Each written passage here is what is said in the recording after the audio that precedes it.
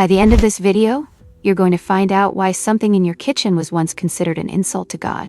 And I am John. Julie, I have to say when I first read about this, I thought there's absolutely no way this is real.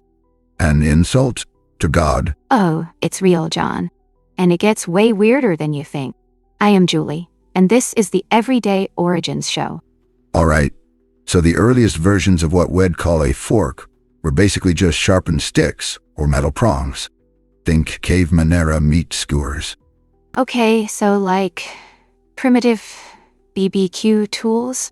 But I'm guessing Romans weren't using those at their fancy feasts. They were all about the finger food and spoons, right? Exactly. Romans saw a fork as a clumsy, unnecessary device. Why use a pointy stick when you have perfectly good fingers, or a spoon for your sauces? I mean, that makes sense. It's just a tool. No big deal. So where does the insult to God part come in? Well, that's where we travel to the Byzantine Empire, and a princess who dared to bring a little bit of luxury to Venice. In 1071, a Byzantine princess, Theodora Doukaina, married a Venetian doge. She brought with her an entourage and, crucially, a small golden two-pronged fork. So, basically the medieval equivalent of bringing a fancy new gadget to a party? Like showing up with a virtual reality headset to a board game night. Precisely. But instead of being impressed, the Venetians, especially the clergy, were horrified. This isn't just a new gadget, it's a tool of decadence. Horrified? Over a fork? Like, they thought it was witchcraft, or too much effort to use. They saw it as an affront to God. God gave us fingers to eat. To use an artificial device was seen as challenging divine will.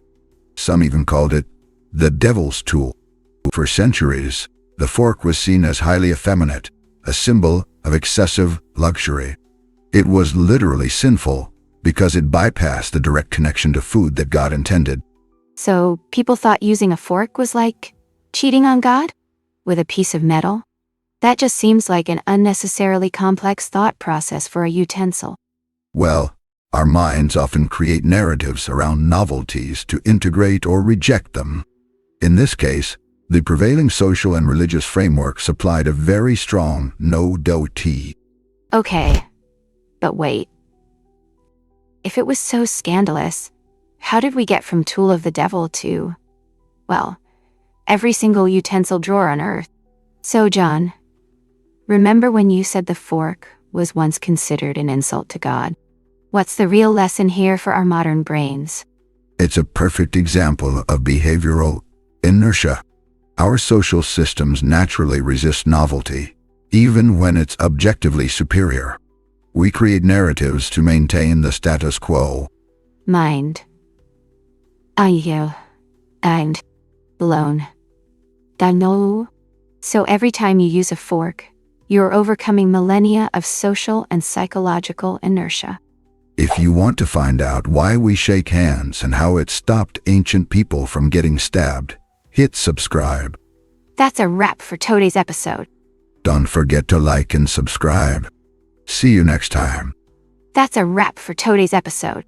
Don't forget to like and subscribe. See you next time.